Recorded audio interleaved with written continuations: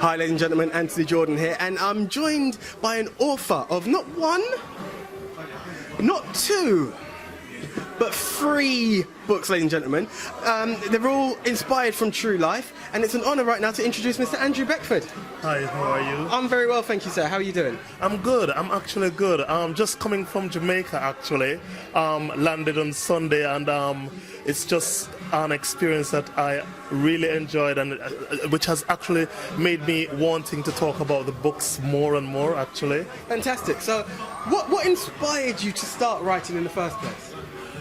Well, one of the things that inspired me was the fact that some of my life experiences were all in my head, and I wanted to get it out.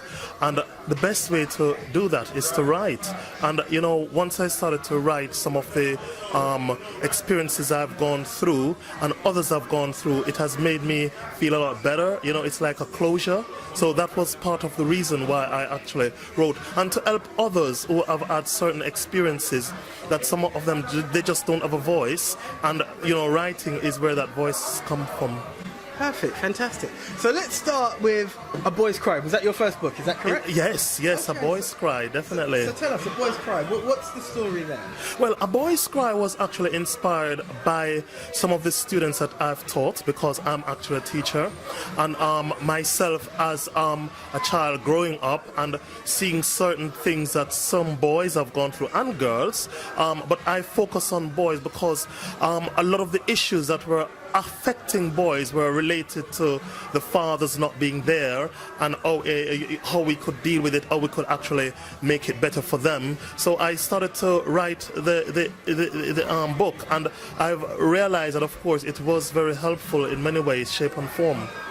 So, seeing that inspiration that you're putting out there, what was the feedback like for that book? Amazing, amazing. I've had people who have actually emailed me to say, you know, that book was my closure. I've had someone from London who said, actually, it's like the main character, you were speaking about me, and it really, really has helped some people to actually deal with issues that they thought were their issues only, and not understanding that, of course, others were having the same problems, and so that is one of the joy for me, really. That's fantastic. And what I love about, I would call an artistic skill, whether it be writing, singing, is it crosses oceans. You know, yes, it reaches it people. For instance, you're based in Jamaica, and here we are. Someone in London is contacting you, saying how you've inspired them. But I want to say I'm not particularly based in Jamaica, because I live in the UK. Okay, sure. But I travel to Jamaica sometimes, and a lot of the inspirations, as I said, came from Jamaica because I was a teacher in Jamaica. So some of the experiences that I've had was from Jamaica, and then I came and I've been teaching in London, and I've seen similar experiences. So it's almost universal. It's the same problems that we have to look on how to deal with the issues and how to solve these issues.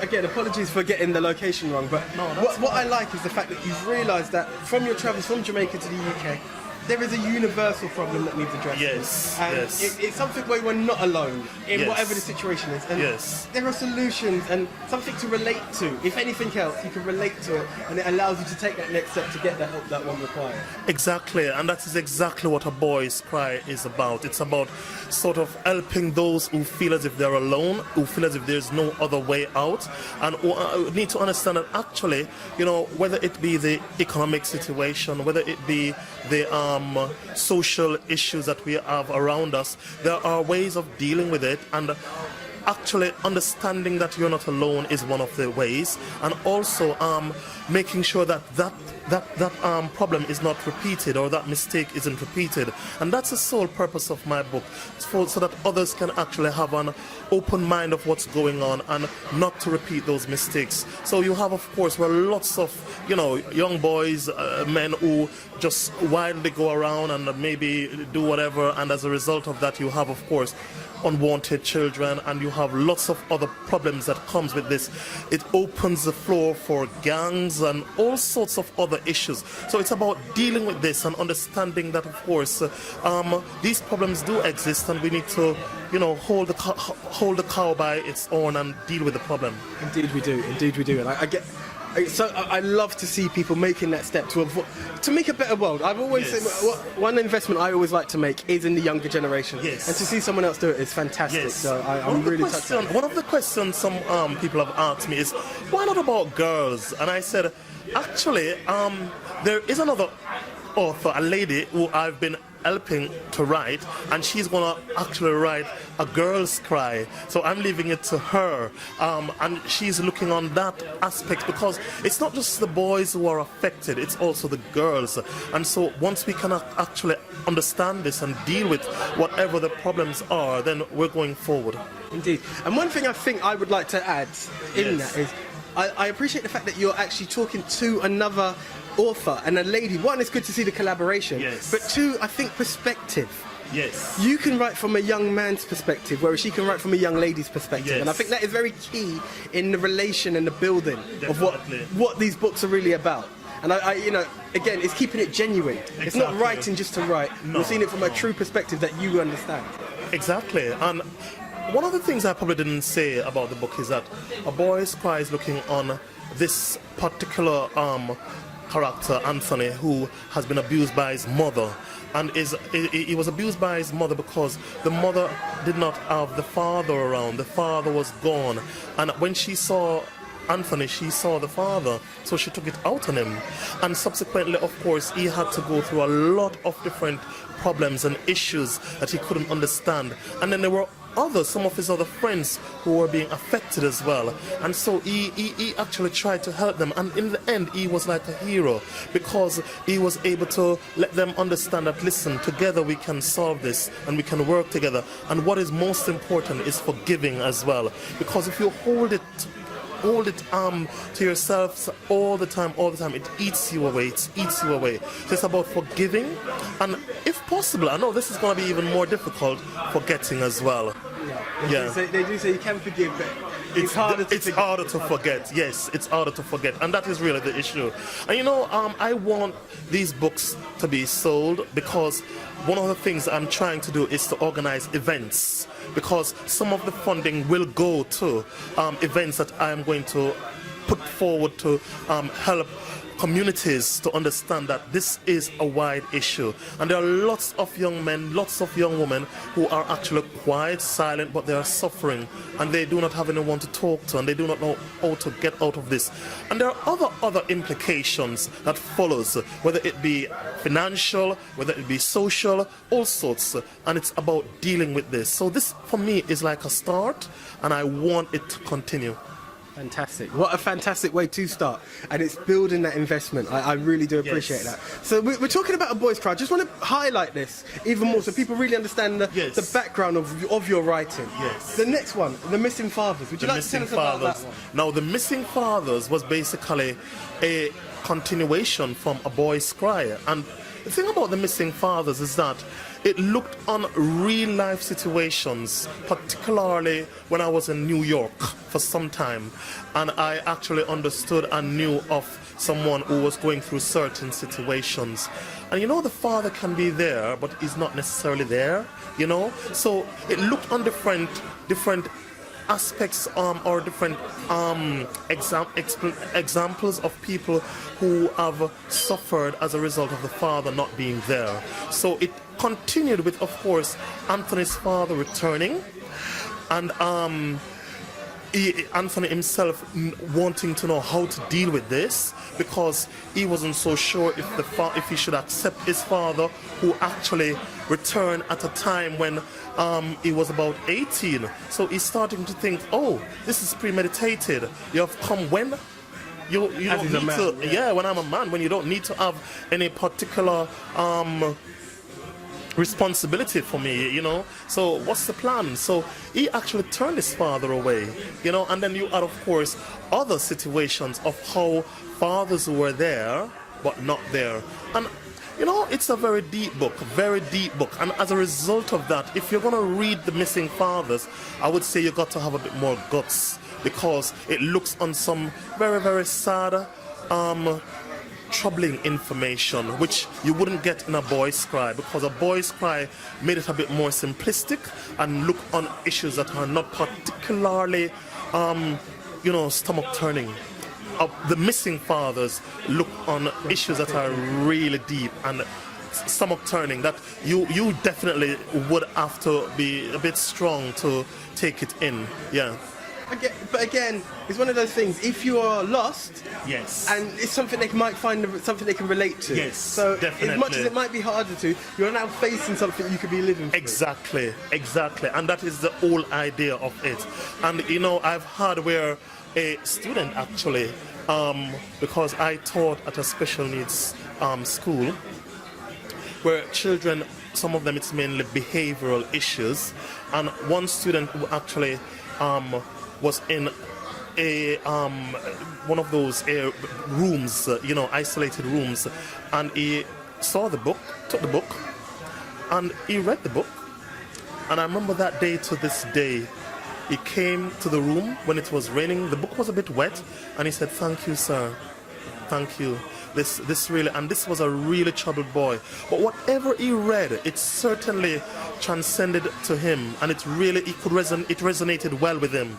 So it was something that made a difference to him. And if it's even one person that it has made a difference to, I'm happy.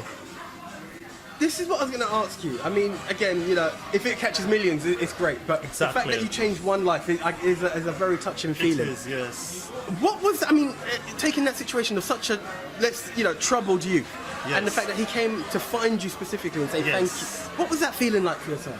Oh, as I said, this happened like 5 years ago. And to this day, it is raw as raw can be. It still makes me feel good to know that this young man who was troubled because his father was there, but his father wasn't there, He saw his father as someone who was abusive and all sorts. But when he read the book, he realized that actually I'm not alone. And actually, maybe I can deal with it, and I can actually understand that this is the reality of life, and I can move on with my life, because it won't be the same for everyone, and everyone is different. He was very, very grateful. So I know that somehow, somewhere, at some point in time, he will start to look on life in a more positive way, and perhaps even be a better person, which is the whole idea. Indeed. And then, last but not least, forces of changing traditions. Yes, now Forces of Changing Tradition is a totally different genre. It's just about conspiracy theory. As the title itself says, Forces of Changing Traditions. And there are lots of people who are actually thinking along the line today as it relates to Forces of Changing Traditions. As I said before, I'm a teacher. I taught in many schools, different schools. But there was one particular school where I taught at, and majority of the students were black. And the things that they went through, the things that I observed, this is, by the way, my first teaching job in the UK. And the things that I saw, I was really troubled, really, really troubled. And for me, from what I saw, these children were being marginalized. And I hope it wasn't because they're race, but I actually had to think along that line. Now, as I looked and I looked and I looked into the whole situation, I realized that, some of these children, it affects them in later life. And I had to wonder if all this is being manipulated, if all this is being actually done in a way to actually create a certain society. And when I look and I see the evidence of, youngsters stabbing each other in London, I can't help to think, but nowhere differently, that this is possibly being, influenced in some way, shape or form.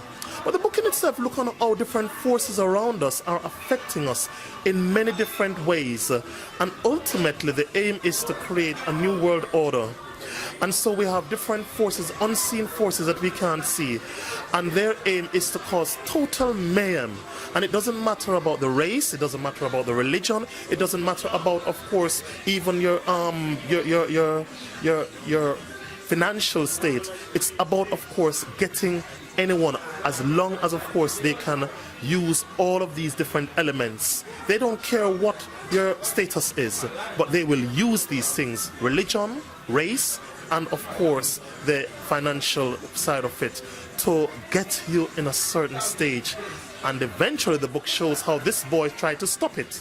Because technology is very much at the heart of these spiritual forces. So he tries to stop it. And the character is more or less schizophrenic. But he tried to stop it in his mind, and he tried to stop it with the satellite, of course, because the satellite runs the computers, run the phones, and so on. And he was traced, and he was eventually taken, you know. But he fought a good fight to stop this. But the whole idea is that, you know, we have to really look out for ourselves and eventually individually look out for ourselves, because the ultimate aim is to create a new world order and to have a chip in our bodies, and that is where the book is really going. I hear you. So that is really interesting. What I want to touch on now, very briefly, because Yes. time is catching with us. You mentioned that these 3 books, Yes. fantastic books that I would encourage everyone to go for, are to help for an event. So in terms of building that, can you just give away your website details and just sure. a final message that you'd like to give to the viewers? How they can support the cause that you'd like to. Yes. So the website is www.abeckford.co.uk. That's www.abeckford.co.uk. And if you buy it through this website, you are making it better for me, because I'm able to actually get more funds. Or if you even get the ebook from Amazon, that's fine. The hard copy is basically also easily accessible, but I get less from it. So that is why I'm pushing for my website and, of course, also ebook Amazon. Indeed. Well, sir, I appreciate the difficulties it is behind publishing a book. So I congratulate you on having these out. And I love the vision that you're trying to build and putting the events on to make it go further. So I'd like to take this chance to officially shake your hand and congratulate you on the work and wish you the very best of luck for the future. Thank you very much. Okay, sir. Thank you very much, and wishing you the best of luck. Please support these books. It's all towards a great cause by Mr. Andrew Beckford. They're all out there. Forces of Tradition, The Missing Fathers, and A Boy's Cry. I do support these. It's a great cause. Anthony Jordan, Andrew Beckford, signing out.